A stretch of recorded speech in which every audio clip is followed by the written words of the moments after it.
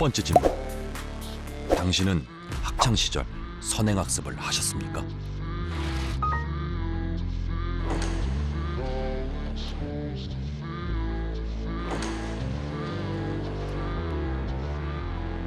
선행학습은 피아노로만 잡으면 10년을 뛰어넘는 선행학습을 하고 있는 건데 저는 1년 조금 넘게 했던 것 같아요. 이미 중학교 때부터 고등학교 입시에 대해서 많이 다른 친구들보다 한 발자국 더 먼저 알게 되었던 것 같아요. 모두가 똑같은 수능을 보고 대학이 결정나는 구조이기 때문에 그 레이스에서 이기려면 남들보다 더 빨리 그리고 더 많이 달려가야 되잖아요. 선행학습이 좀 당연한 것 같아요. 제가 나중에 자녀를 출산하거나 그런다면 제가 했던 것보다는 선행을 더 시키려고 할 것 같아요. 전 세계 청년 3,000명에게 같은 질문을 던졌습니다. 선행학습을 했다고 가장 많이 답한 나라는 한국입니다.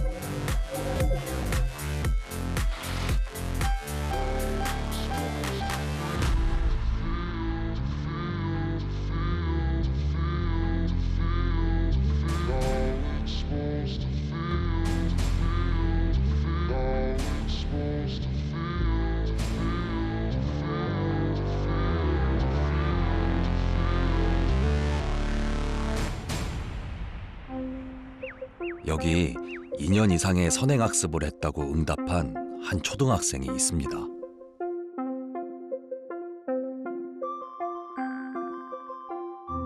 제 이름은 김강희입니다.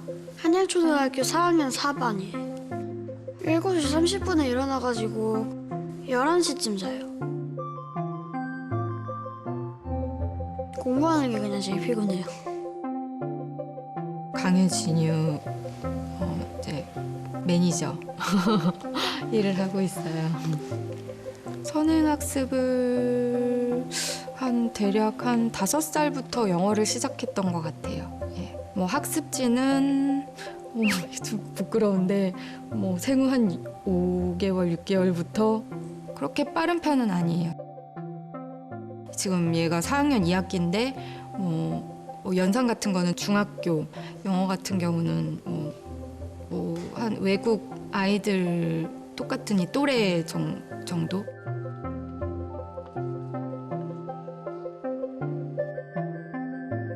저희 학교 친구들이나 학원 친구들 같은 경우는 워낙에 좀 빠른 편들이거든요. 그래서 얘가 막 특출나게 그렇게 빠르진 않아요.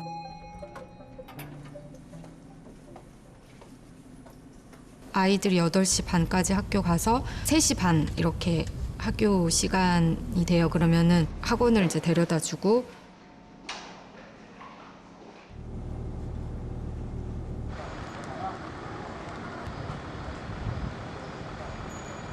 또 이제 또 데리러 갔다가 집에 와서 그다음에 한 7시부터 수학 과외가 시작이에요. 요거 짝꿍은 요거 짝꿍.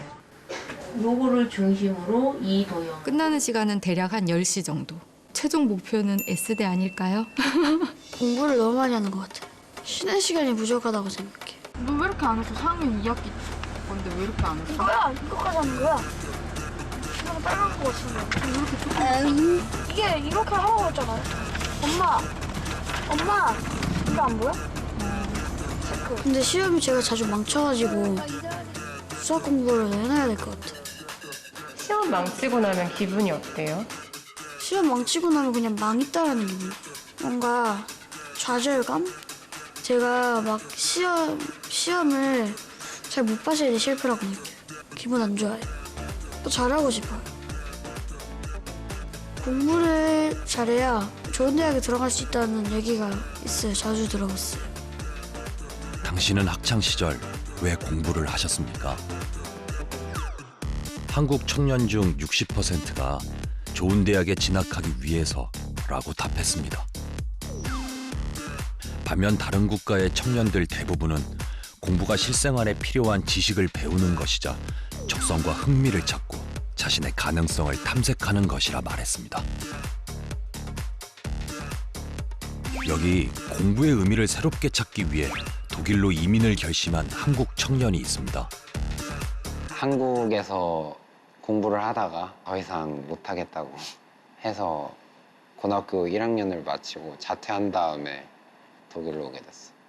20살의 나이로 고등학교 1학년 입학을. 저는 경쟁을 계속 할 자신이 없어서 돌아가더라도 오히려 독일에서 공부를 하는 게 낫다고 생각해서. 독일은 대학교가 평준화가 되어 있고 독일의 수능 아비투어라고 하는데 보통 합격, 불합격이거든요. 남들보다 막 더 열심히 해야 된다는 강박도 없고. 독일에서도 선행학습이 있나요? 제가 알고 있는 한은 선행학습은 없었던 것 같아요. 독일의 한 초등학교에서 나눠준 입학 설명회 안내문입니다.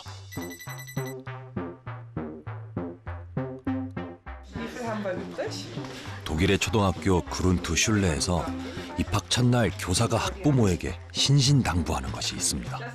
절대로 선행학습을 시키지 말아달라. 실제로 독일 초등학교에 갓 입학한 학생 중에는 알파벳도 읽을 줄 모르는 학생이 80% 가까이 된다고 합니다. 독일은 이토록 엄격하게 초등학생의 선행학습을 금지하지만 과거에는 누구보다 선행교육에 앞장선 나라였습니다. 하지만 앞서가는 교육이 낳은 과도한 경쟁과 공동체의 훼손이 사회를 무너뜨렸다는 반성을 하게 됐죠. 선행학습의 우월주의가 나치와 전쟁으로 이어졌다는 주장도 있었습니다. 독일 교육에서 선행학습은 교사의 자율권과 학생의 생각할 권리를 망가뜨리는 스포일러로 여겨집니다. 말로는 그러잖아요.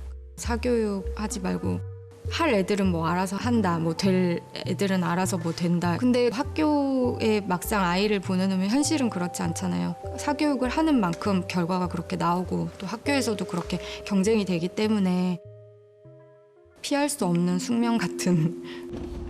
어쨌든 학원은 싫어. 무조건 학원은 안 돼. 근데 너 그래서 엄마가 너 영어 학원 다니기 싫다고 그래서 너 네가 너 선생님이야. 영어 다니실 때도 어떻게 했어? 어쨌든 떨어졌지 생각이? 정보 없으면 했어. 수학 가해도 너 지난번처럼 테스트면 두 번의 기회를 줄 거야. 시험 테스트도 잠깐만. 지난번 너 맨날 엄마 그러지 말지? 두 번의 기회를 줄 거야. 또 그런 점수가 나오는 상황이 두 번 발생을 하지? 그럼 학원으로 빽해. 근데 너도 뭔가 결과를 엄마한테 보여줘야 될 게 아니야, 그치? 그건 어쩔 수 없었다고. 뭘 어쩔 수가 없어. 너가 노력을 그렇게 안 한 거지. 진짜 노력했어, 엄청. 너가 노력했다고? 공부를 엄청 하긴 했는데.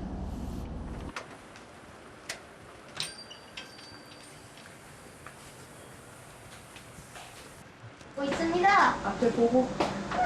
날짜 썼어요? 시작. 집중해서 시작. 하나, 둘, 셋, 넷, 다섯, 여섯, 일곱, 여덟, 아홉, 열.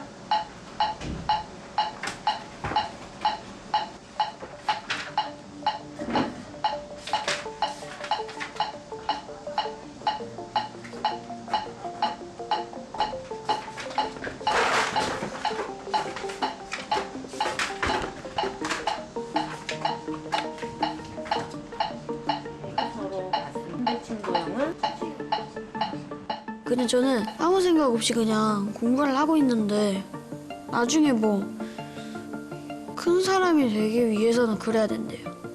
그래 맞는 말이라고 생각은 해요. 두 번째. 전자침 중에서 막 되는 거 얘기가 없어. 그렇지. 점을 중심인 거야. 점을 중심으로 양쪽에 있는 게 이제 대응, 각이에요. 그 다음에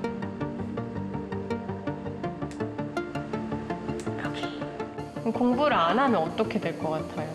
공부를 안 하면 나중에 힘들어질 게 좀 걱정이 돼요. 몸으로 하는 일을 해야 될 것 같아요, 또 그러면. 나중에 꼭 제대로 살고 싶어요. 제대로 산다는 게 어떤 거예요? 몸으로 하지 않는 일? 의사, 판사, 프로그래머 등등. 저는 뭔가 확실한 게 좋아요.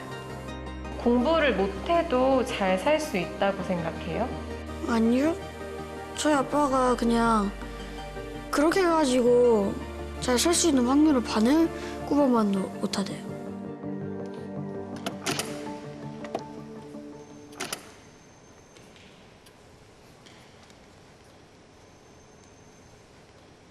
제일 인상적이었거나 대답하기 어려웠던 질문 어떤 게 있으셨어요? 인상적이었던 건 우리나라에서는 공부를 못해도 존중받으며 살 수 있다.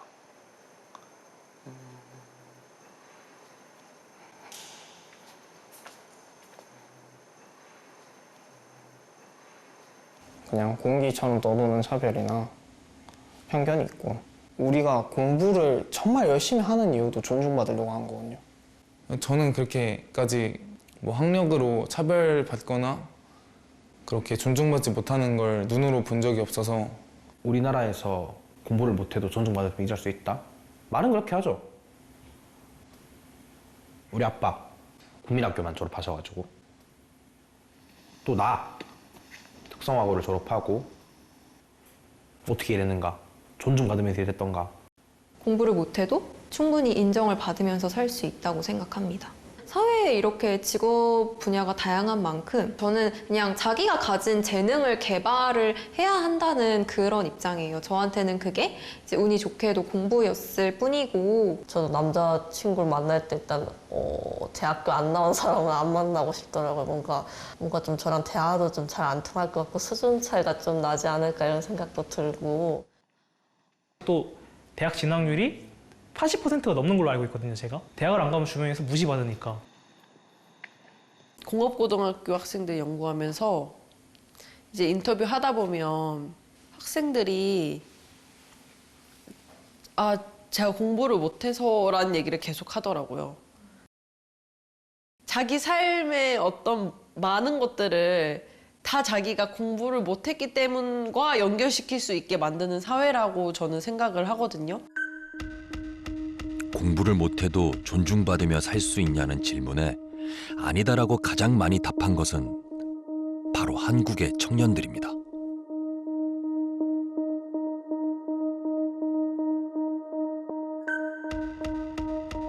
(5개국) 청년에게 최종 목표 학력을 물었을 때 고등학교라고 답한 비율은 한국 청년이 압도적으로 낮았습니다.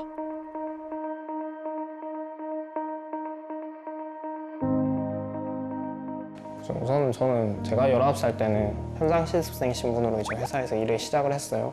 그런데 이제 우리 사회의 초점은 전반적으로 전부 다 이제 어떤 수능에 쏠려 있고, 나는 세상에서 없는 사람처럼 이제 느껴지는 거예요. 세상에는 이제 입시를 취재하는 19살, 뭐 또는 대학 가지 않은 20살이란 건 그냥 없는 사람이구나, 그냥 유령이구나.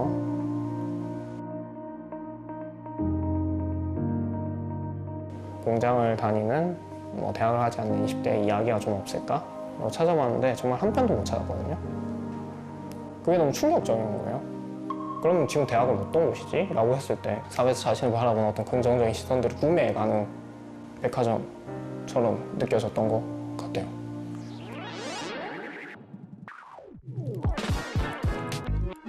한국 학생들의 학업 성취도는 전 세계 최상위권입니다. 하지만 학습 시간 역시 가장 길죠.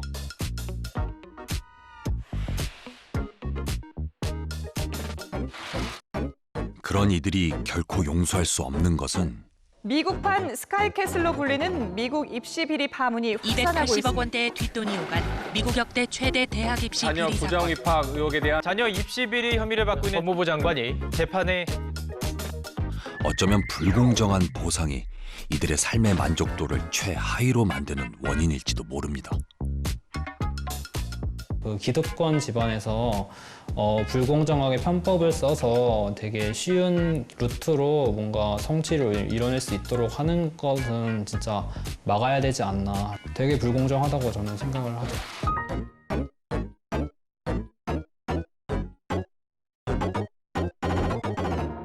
지금의 내가 있기까지 더 큰 영향을 끼친 것은 저는 이제 학벌에 대한 열등감이 좀 심했어요. 그러니까 저는 이제 일반고를 나왔는데 이제 뭐 특목고 좋은 학교 다니는 애들 보면서 뭔가 솔직히 나는 뭐지라는 생각도 많이 들었고, 그래서 내가 이 학벌에 대한 열등감, 그러니까 학벌에 대한 컴플렉스를 좀 이겨내려면 내가 스카이를 가야겠구나.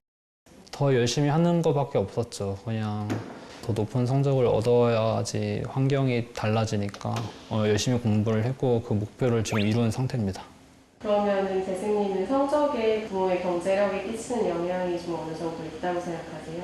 아, 맞아요. 저 그 세 가지를 충족한 저희 집안이에요. 그러니까 엄마의 정보력, 아빠의 무관심, 할아버지의 재력. 저는 이 세 가지를 모두 충족한 집안이기 때문에 입시에서도 좋은 성적을 거두지 않았나. 지금보다 더 가난한 가정에서 태어났어도 저의 꿈은 변하지 않았을 거고 저는 똑같이 노력했을 거예요. 정말 부끄러운 이야기이지만 많이 노력했어요. 정말 많이 노력했어요.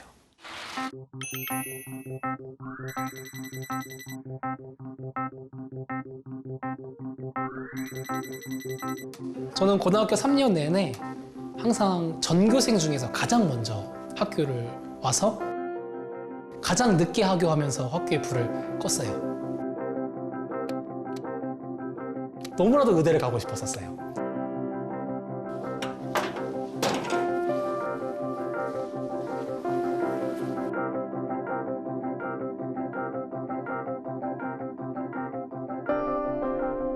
고등학생 때, 특히 고3 때 정말 많이 울었어요. 미래가 너무나 불확실했기 때문이에요. 네, 63세 여자 환자로 멘탈 체인지와 레프트 헤미플라지아를 주소로 내원하셨습니다. 사실 제가 의대를 순탄하게 들어가진 않았어요. 수능을 이렇게 원하는 만큼 잘 보지는 못해가지고 수험 생활 내내 압박감이 정말 심했어요. 의대 못 가면 어떡하지? 나 뭐 하고 살아야 되지? 그런데 이제 저는 부모님이 두 분 다 선생님이세요. 이렇게 부모님을 통해서 많은 정보를 미리 습득했음에도 불구하고 굉장히 불안했거든요. 그런데 그 정보마저 습득하지 못한 친구들은 얼마나 많이 불안했을까? 얼마나 막막했을까? 또 그러한 막막함이 학교 성적으로도 저는 분명히 이어질 거라고 생각을 하거든요. 저는 제가 노력을 해서 이 자리에 있다고 생각해요. 서울 사는 것도 제가 있어요. 제가 보증금 제가 마련했고 생활비도 다 제가 벌고 있고 그것도 다 제가 한 거고 저는 그렇게 좋은 부모를 만나지 못해가지고 저는 환경에 도움을 받는 게 그렇게 잘 없는 것 같아요. 아, 제가 노력한 거예요, 그거는. 제가 할 수 있는 노력한 거죠. 글쎄요. 저는 아예 환경에 따라 할 수 있는 노력의 종류가 달라진다고 생각하거든요. 초등학생 때 제 꿈이 내 집 마련이었거든요. 저는 되게 어릴 때부터 우환이라는 말을 알았어요. 일단 내가 빨리 돈을 벌어야겠다 생각했었어요. 근데 그런 세계에서 사는 사람이 상상할 수 있는 노력이라는 것이 어디까지일 것인가? 저는 본능적으로 20살이 됐으면 자기 밥벌이는 자기가 하는 거구나. 근데 주변에 보면 안 그런 사람들 많더라고요. 근데 그런 거는 저는 바꿀 수 있다고 생각을 합니다. 그냥 삶의 태도랑도 좀 관련이 있는 것 같아요.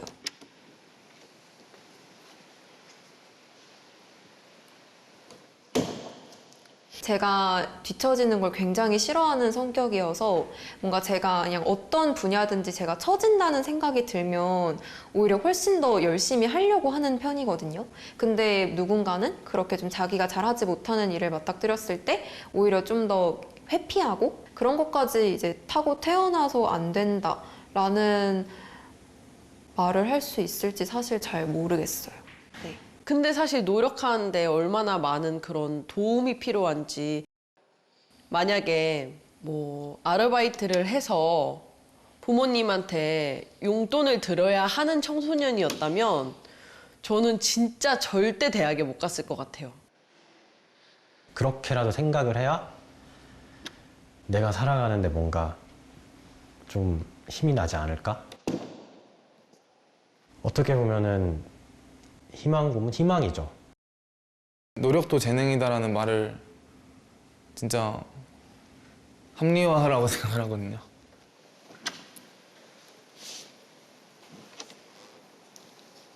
그냥 노력을 하기 싫은 사람들이 말하는 거잖아요. 자수성가를 한 사람이 세상에 너무 많잖아요. 노력한 만큼 보상받는다고 생각해요. 저는 이렇게 묻고 싶어요. 정말 그 노력이 자신만의 노력이었나? 저는 지금 과외를 하고 있는데요. 과외를 하는 학생 중에 한 명이 이번 여름방학에 북유럽 크루즈 여행을 한 달 동안 갔다 오더라고요. 근데 저는 뭐 그 친구와 다른 학생들을 비교하지 않고 저의 어렸던 때를 비교했던 것 같아요. 나는 10살 때 뭘 하고 있었지? 초등학교 3학년이 북유럽을 크루즈를 타면서 한 달 동안 여행을 하면 그렇게 경험을 하지 못했던 친구들과는 얼마나 큰 차이가 날까? 5개국 청년 모두 지금의 내가 있기까지 가장 큰 영향을 끼친 것은 노력이라고 답했습니다. 환경의 영향은 노력에 비해 3분의 1 정도라고 응답했죠. 청년이 성공하기 위한 요인 역시 답변은 크게 달라지지 않았습니다. 많은 국가의 청년들이 노력을 가장 중요한 요인으로 성격과 재능을 그 다음으로 꼽았죠. 그런데 한국 청년들은 전혀 다른 이야기를 합니다. 청년이 성공하기 위해 필요한 건 노력이 아니라 재능과 부모의 재력, 그리고 외모라고 말이죠.